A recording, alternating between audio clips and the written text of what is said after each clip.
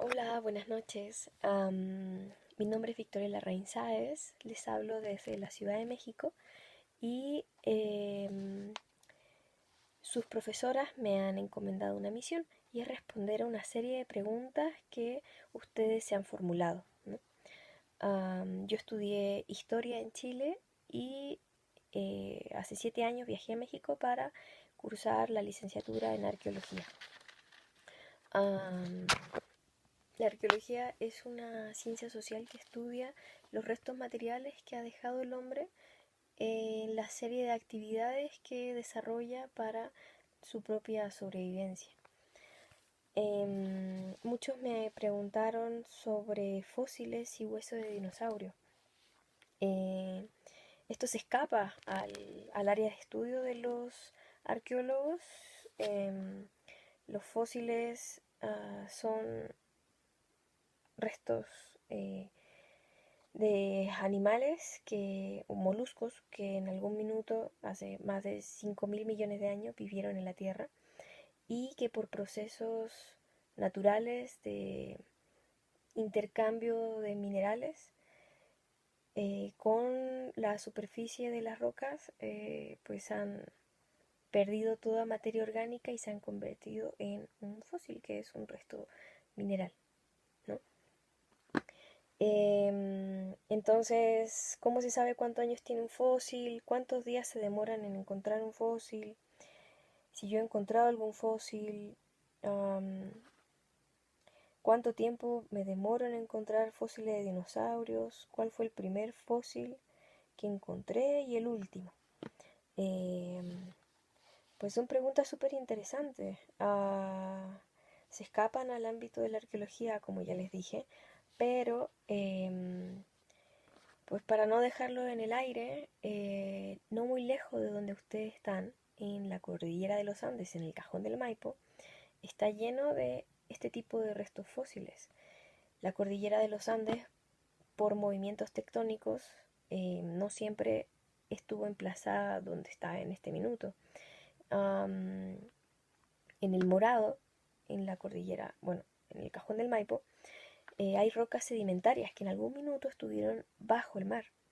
Entonces, por movimiento de placas tectónicas, esas rocas terminaron sobre la superficie y a más de 3.000, 4.000 metros de altura, ¿sí?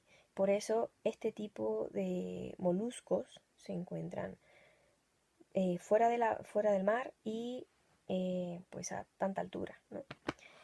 Am, Otro grupo de preguntas súper interesantes habla sobre el trabajo en equipo, ¿sí?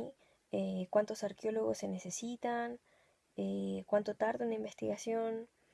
Y la respuesta que aglutina todas estas preguntas es todo depende del presupuesto que debe existir previo a la investigación, durante la investigación y posterior a la investigación. Con investigación no me refiero únicamente al proceso de excavación, también hay que hacer hincapié en que no siempre la excavación es el fin principal que busca un arqueólogo.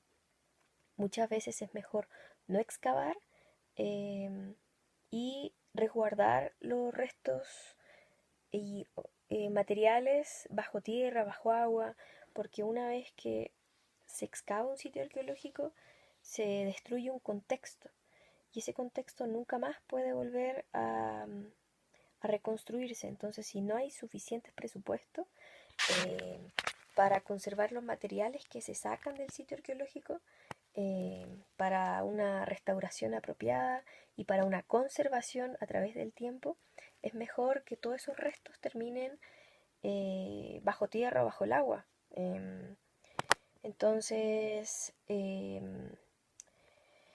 pues eso es lo más importante para todo el proceso de investigación. Y si es que se trabaja en equipo, por supuesto, los arqueólogos se apoyan en muchos especialistas, en físicos, en químicos, en biólogos, matemáticos, hay mucho análisis estadístico, fotógrafos, cartógrafos, Entonces es un trabajo multidisciplinario que necesita un diálogo permanente entre distintos especialistas. Entonces, si ustedes se quieren especializar en otras áreas de la ciencia, están invitados a reconstruir el pasado del hombre a partir de sus pues intereses que pueden ser muy variados, ¿no? Otras preguntas dicen, ¿cómo saben exactamente dónde excavar? ¿Qué materiales se ocupan para excavar? Y bueno, aquí se desprenden otras preguntas. Primero, ¿cómo saben dónde excavar? El primer trabajo que se hace antes de excavar es un trabajo muy prolijo en escritorio, se dice aquí en México, y es hacer una investigación previa de todos los estudios que se han hecho en la zona, analizar mapas geológicos, edafológicos, uso de suelo, hay que ver pendientes, cursos de agua, hay que analizar qué tipo de suelo existe, porque un sitio arqueológico no se explica únicamente por la unidad eh, donde se encuentran los elementos materiales, sino que por el diálogo que existe con el territorio, ¿sí? Em, las, hay que desmitificar los hombres del pasado. Eran seres humanos que tenían una cotidianidad, que buscaban recursos y que se adaptaban, se apropiaban del entorno. Una vez, una vez que se ha contextualizado eh, el área de la investigación, se procede a hacer prospección o recorrido de superficie. Y literalmente se debe caminar en transectas acompañado de un equipo que va caminando y va observando el entorno. Va, se observa el piso y se observa los cerros, los cursos de agua, la pendiente del terreno. Y la idea es buscar en superficie evidencias materiales que pudieran dar luces de un contexto bajo superficie. ¿Sí? Se proyecta lo que hay pues, en el suelo, eh, se proyecta lo que hay en el suelo. Entonces, um, una vez que se encuentran mucha cerámica, mucha lítica, eso evidencia que hubo actividad humana. Entonces se registran en coordenadas y una vez que se ha recorrido kilómetros a veces, pues ya se toma una decisión de qué lugar es representativo y cuál podría contener pues la mayor cantidad de información, ¿sí? Porque los presupuestos cubren una cantidad de tiempo, entonces el arqueólogo está contrarreloj, ¿sí? Y debe encontrar en la menor cantidad de tiempo la mayor cantidad de información, ¿sí?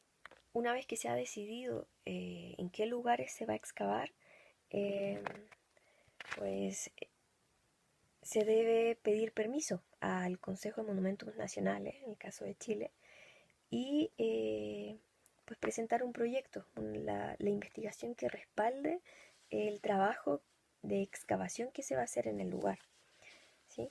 La excavación es un registro muy, muy meticuloso de toda la información que sale en vertical y en horizontal, ¿sí? Se excavan en cuadrículas. Toda la información tiene que estar eh, especificada en coordenadas o en planos pues cuadriculados, ¿sí? Todo tiene que ser medido y tiene que estar como una fotografía, ¿sí? Porque una vez que se empieza a excavar, se destruye un contexto arqueológico y nunca más se puede volver pues a reconstruir ese momento, ¿no?, de la historia. En un contexto arqueológico se encuentran una serie de elementos que están relacionados entre sí, ¿sí? Entonces, si encontramos punta de flecha y además restos óseos de animales, pues eso evidencia que hubo una caza de ese animal, ¿sí?